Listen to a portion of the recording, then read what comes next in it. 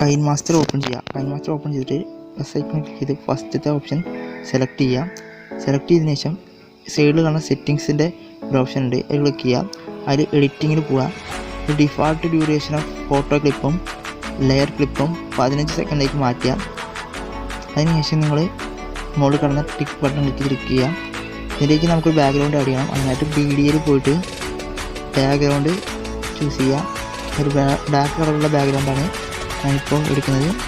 അതിനുശേഷം ലെയറിൽ പോയിട്ട് ഒരു ഇമേജ് ആഡ് ചെയ്യാൻ വേണ്ടിയിട്ട് ലെയറിൽ പോയിട്ട് മീഡിയയിൽ പോവുക. ഇത് നമ്മൾ ഒരു ഇമേജ് ആഡ് ചെയ്യുക. ഇമേജ് ആഡ് ചെയ്തതിന് ശേഷം ടിക്ക് കൊടുക്കുക.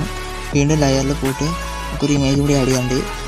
ഇതിൻ്റെ ഡൗൺലോഡ് ലിങ്ക് താഴെ ഡിസ്ക്രിപ്ഷൻ ബോക്സിൽ നൽകിയിട്ടുണ്ട്, അവിടെ പോയിട്ട് ഡൗൺലോഡ് ചെയ്യാവുന്നതാണ്. ഇമേജ് ആഡ് ചെയ്തതിന് ശേഷം നിങ്ങളത് സ്പ്ലിറ്റ് സ്ക്രീൻ ഉപയോഗിച്ച് ഫുൾ സ്ക്രീനാക്കി വയ്ക്കുക. എന്നിട്ട് ടിക്ക് കൊടുക്കുക. അതിനുശേഷം നിങ്ങൾ ഫോട്ടോ ക്ലിക്ക് ചെയ്തിട്ട് ഫോട്ടോ ആ ഫ്രെയിമിനനുസരിച്ചിട്ട് അഡ്ജസ്റ്റ് ചെയ്യുക. അഡ്ജസ്റ്റ് ചെയ്തതിന് ശേഷം നിങ്ങൾ ടിക്ക് കൊടുക്കുക. അതിനുശേഷം നമുക്കിതിലേക്കൊരു ലിറിക്കൽ വീഡിയോ ആഡ് ചെയ്യാറുണ്ട്, ഒരു ബ്ലാക്ക് സ്ക്രീൻ ലിറിക് വീഡിയോ. അതെങ്ങനെ നിർമ്മിക്കാം എന്നതിനുള്ള വീഡിയോ ലിങ്ക് താഴെ ഡിസ്ക്രിപ്ഷൻ ബോക്സിലുണ്ട്, അവിടെ നിന്ന് പോയി കണ്ട് നിങ്ങൾക്ക് മനസ്സിലാക്കാവുന്നതാണ്.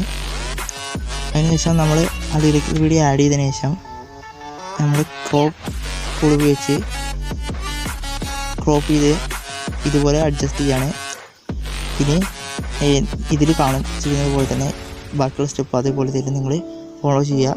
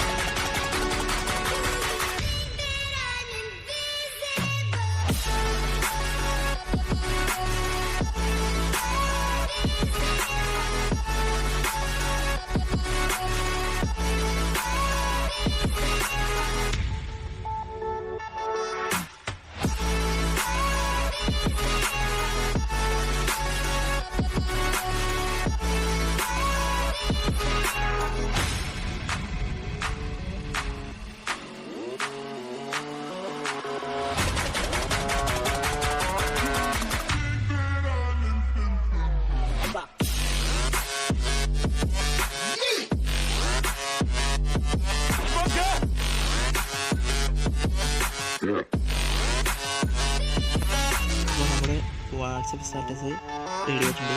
അപ്പോൾ ഇതിലുള്ള ഉപയോഗിക്കുന്ന ഡൗൺലോഡ് താഴെ ഡിസ്ക്രിപ്ഷൻ ബോക്സിൻ്റെ ഡൗൺലോഡ് ചെയ്യാം. അപ്പോൾ ഇതുപോലത്തെ വീഡിയോസ് ലഭിക്കുന്നതിനായിട്ട് ചാനൽ സബ്സ്ക്രൈബ് ചെയ്യുക. ബെൽ ഐക്കൺ ക്ലിക്ക് ചെയ്ത് നോട്ടിഫിക്കേഷൻ എനേബിൾ ചെയ്ത് വയ്ക്കുക.